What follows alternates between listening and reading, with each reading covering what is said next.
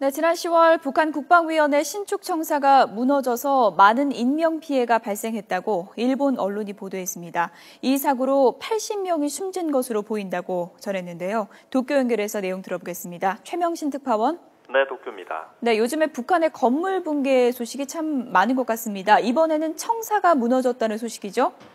네, 그렇습니다. 지난 10월 북한 최고 권력기관인 국방위원회 신축 청사 공사 현장에서 붕괴 사고가 발생했다고 도쿄신문이 보도했습니다.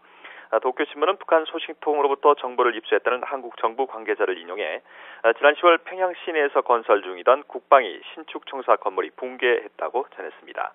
이 때문에 인민군 병사와 노동자 80명가량이 숨진 것으로 보인다고 덧붙였습니다. 하지만 정확한 건물 위치와 높이는 알려지지 않고 있습니다. 도쿄신문은 북한군 당국이 외국위성의 사고 현장이 포착되지 않게 하려고 현장을 차단한 채 이틀에 걸쳐서 잔해 철거 작업을 진행했다고 소개했습니다. 북한 관영 매체들은 이 사고에 대해 일절 보도하지 않았습니다. 이와 관련해 우리 정부 당국자는 확인할 수 있는 사항이 없다라고 밝혔습니다.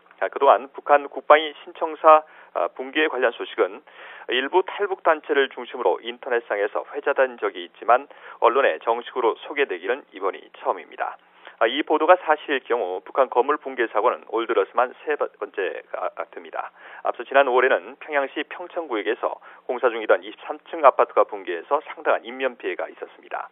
당시 붕괴 사고는 관광객 증언 등으로 국제사회에 알려졌고 사고 후에 최부일 인민보안부장 등 간부들이 유족에게 사죄한 사실이 북한 관영 매체에 보도됐습니다. 또 지난 10월 중순에는 평양 낭랑구역에 건설 중인 38층 아파트가 일부 무너지는 사고도 있었습니다. 이 사고로 고층에서 작업하던 여성 돌격대원이 추락사하는 등 인명피해가 적지 않았던 것으로 전해졌습니다. 북한 내에서 잇따르고 있는 안전사고는 무리한 속도전에 따른 부실 공사에서 비롯됐다는 분석이 나오고 있습니다. 지금까지 도쿄에서 전해드렸습니다.